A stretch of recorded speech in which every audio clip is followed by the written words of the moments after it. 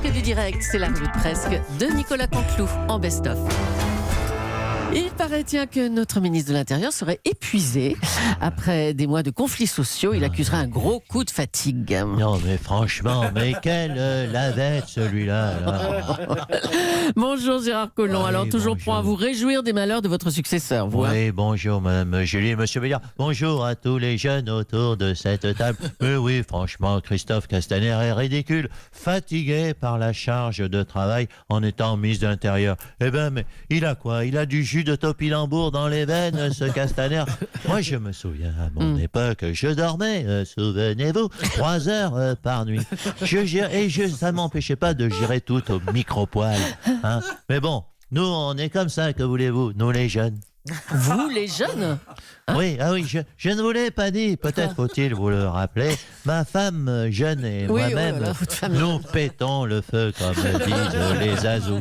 Nous avons l'enthousiasme des adolescents. Ce qui est pratique, 50. oui, qui rappelle une belle époque, hein, Mais oui. monsieur Cabrol.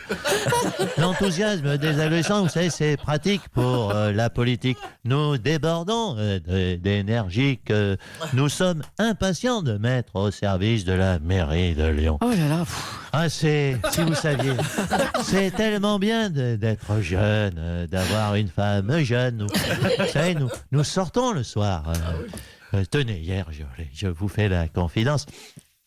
J'ai pris le bus de 18h17 pour aller danser le jerk sur de la musique bonne. Voilà une activité de jeune, par exemple, qui est très agréable. Vous voulez voir mon déhanché? Ah oui, s'il vous plaît. Allez, je me lève du fauteuil. Allez, c'est parti.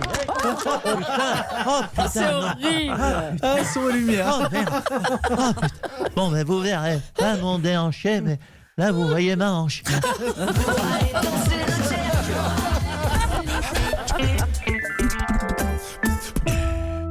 L'opposition appelle à la démission de Christophe Castaner, mais lui compte bien rester. Bonjour, monsieur Castaner. Oui, bonjour. J'ai entendu que l'on parlait de moi, madame. Oui, vous avez bien fait. Oui, Oui, avez vous bien le entendu. savez. Vous le savez, j'ai été nommé ministre de l'Intérieur le 16 octobre 2018. Et nous sommes aujourd'hui le 8 octobre 2019, car les services de renseignement m'ont renseigné. J'aimerais donc... Quelle compétence, dis donc.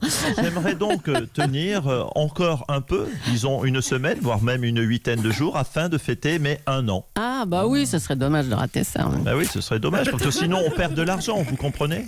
Parce que j'ai prévu d'organiser une grande fête au ministère pour les 1 an. Ah, d'accord. On ne va pas annuler les 100 litres de sangria à 8 jours près. Non, c'est vrai. on va pas aller- C'est vrai que ce serait ballot quand même. Hein. Même mon ami Eugène qui nous d'en haut se trouve ça ridicule. Hein, franchement. Le News Magazine, Le Point, titrait récemment Christophe Castaner, le roi des approximations. Du coup, le procureur antiterroriste Jean-François Ricard est revenu, minute par minute, sur le périple du tueur. On va l'écouter. Jean-François Ricard. Avec Eugène, on aimait bien aussi un petit Ricard. Hein. Oui, non, merci Laurent. Oui, c'est bon. On vous écoute, Jean-François Ricard. Mesdames, Messieurs, donc, le jeudi 3 octobre, Michael H. a emprunté un train à la gare de Gonesse à 8h22. Il est sorti de la gare RER Saint-Michel à 8h56. Il a pénétré dans le bâtiment de la préfecture de police à 8h58. Oui, bon. À 8h59, il s'apprêtait à monter l'escalier.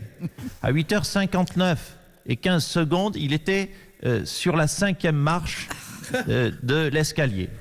À 8h59 et 34 secondes, les images de télésurveillance en témoignent, il est sur la 11e marche. Bon, d'accord. À 9h01, nous avons la certitude qu'il était devant la machine à café. À 9h02, il obtient un cours sucré. À 9h02 et 5 secondes, il prononce cette phrase: merde, je voulais pas de sucre, Allah Akbar. Non, bah écoutez, on va peut-être À pas 9 faire... heures. on va pas faire sa journée seconde par seconde, enfin. Ah bah écoutez, Christophe Castaner. non mais écoutez, il faut savoir intervenu. ce que l'on veut. Vous souhaitez que nous soyons précis. Nous sommes précis. On a tout vu. Hein, sauf le moment où il s'est radicalisé, ça, je vous l'accorde, on a raté. Ça, oui, on peut le dire. Merci beaucoup, monsieur le ministre. Allez, on va parler de la visite d'Emmanuel Macron en Chine. Eh ben, elle s'est achevée, cette visite. Visite lucrative, hein, avec des milliards d'euros de contrats. Le groupe hôtelier Accor, notamment, a signé un très gros contrat pour fidéliser sa clientèle chinoise. Pour en parler, on va tenter de joindre un responsable du groupe Accor.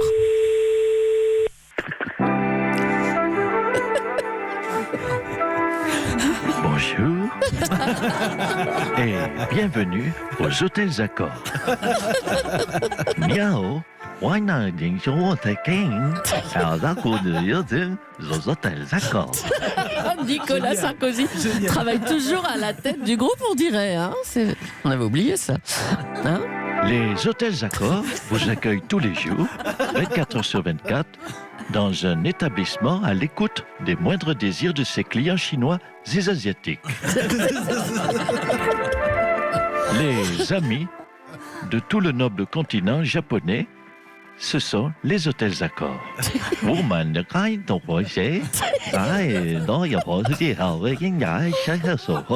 Bien, on s'y croirait. Hein.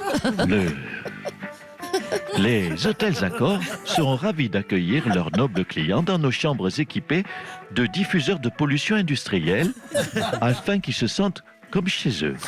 Parfum embouteillage à Shanghai, parfum usine de pneus en centre-ville de Shenzhen, tous les goûts sont aux hôtels Accor.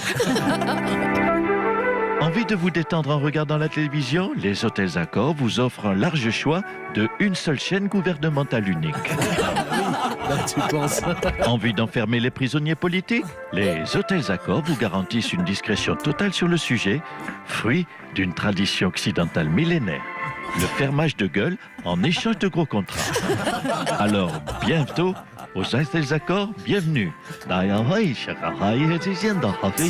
Aux hôtels Accor. Cette plainte de Greta Thunberg fait réagir. Le gouvernement change de ton face à la jeune fille.